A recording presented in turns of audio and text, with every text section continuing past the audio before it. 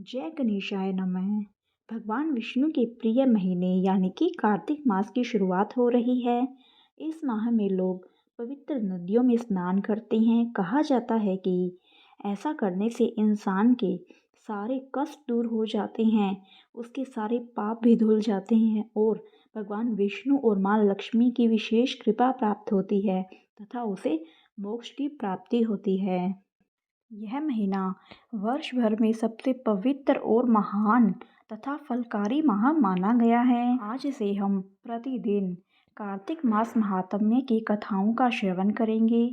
इस वीडियो में हम कार्तिक मास महात्म्य का प्रथम अध्याय सुनेंगे। शुरू करते हैं प्रथम अध्याय। नौमिषारण्य तीर्थ में श्री सूत जी 88,000 शौनकादिक ऋषियों से बोले, अब मैं आपको कार्तिक महात्म्य की कथा सुनाता हूँ, जिसे सुनकर मनुष्य सब प्रकार के पापों से छूटकर अंत समय में वैकुंठ को प्राप्त होता है। सूत जी बोले, श्री कृष्ण जी से आज्ञा लेकर देवर्षि नारद जी चले गए। तब सत्यभामा प्रसन्न होकर लक्ष्मीपति भगवान से कहने लगी, हे नाथ, मैं धन्य हुई, मेरा जीवन सफल हुआ और मेरे जन्मदाता भी धन्य हैं, जिन्होंने मुझ जैसे त्रैलोक के सुंदरी को जन्म दिया, जो आपकी 16 सहस्त्र स्त्रियों के मध्य में आपकी परम प्यारी हुई। मैंने वह कल्प वृक्ष आदि पुरुष आपके साथ नारद जी को विधि पूर्वक दान में दे दिया, परंतु वही कल्प वृक्ष मेरे घर लहराया करता है, जिस बात को मृत्यु लोक में कोई भी स्त्री नहीं जानती। हे त्रिलोकीनाथ, मैं आपसे कुछ पूछना चाहती हूँ। जो आप मुझे प्रिय कहने की इच्छा रखते हैं, तो आप मुझे विस्तार पूर्वक कथा सुनाओ, जिसके करने से कल्प प्रदन भी आप मुझसे विमुख न हो जाएं। सूत जी बोले, सत्यभामा के ऐसे वचनों को सुनकर हंसते हुए कृष्ण सत्यभामा का हाथ पकड़कर तथा अपने सेवकों को वहीं रोककर विलास युक्त अपनी प्यारी पत्नी को कल्प वृक्ष के नीचे ले गए और हंसकर कहने लगे, हे प्रिय, 16,000 रानियों में से तुम मुझे प्राणों के समान प्यारी हो।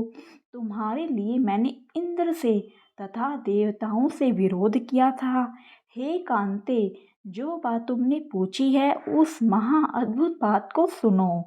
सूत जी बोले, एक दिन श्री कृष्ण भगवान ने सत्यभामा की प्रिय कामना के लिए गरुड़ पर सवार होकर इंद्रलोक जाकर कल्प वृक्ष मांगा।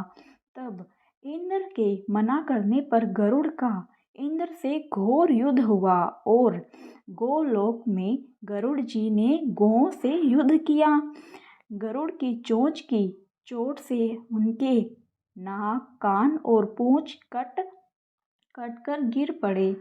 उनके रुधिर से 3 वस्तु उत्पन्न हुई, कान से तंबाकू, पूंछ से गोभी और खून से मेहंदी। इन तीनों के प्रयोग करने से मोक्ष प्राप्ति नहीं होती।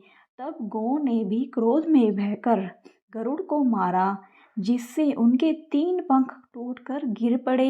इनके पहले पंख से नीलकंठ, दूसरे से मोर, तीसरे से चकवा चकवी उत्पन्न हुए।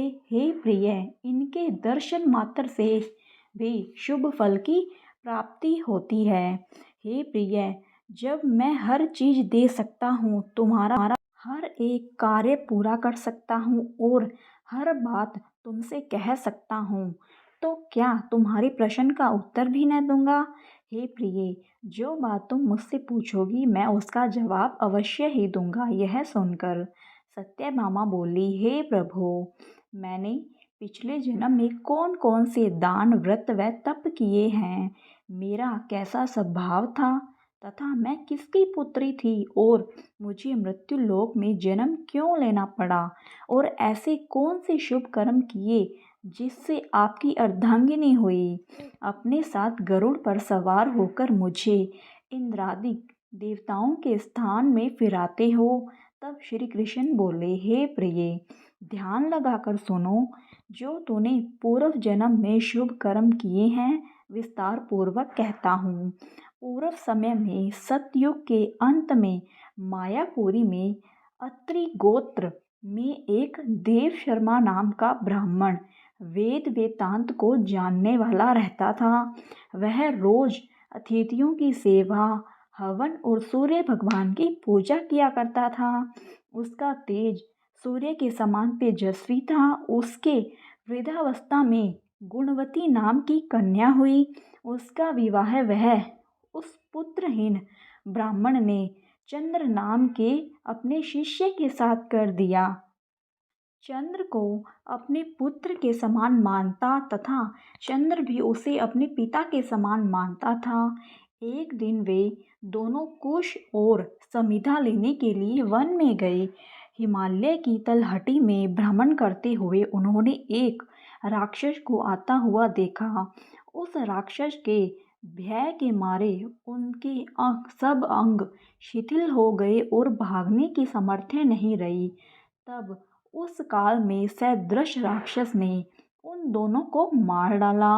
उनके धर्मात्मा होने के कारण मेरे पार्षद उनको मेरे पास पैकुंड पे ले आए, क्योंकि उन्होंने आजीवन सूर्य भगवान की पूजा की थी। उस कर्म से मैं दोनों पर अति प्रसन्न हुआ। शिव, सूर्य, गणेश जी, देवी, इन सब देवताओं की पूजा करने वाले सब स्वर्ग को प्राप्त होते हैं।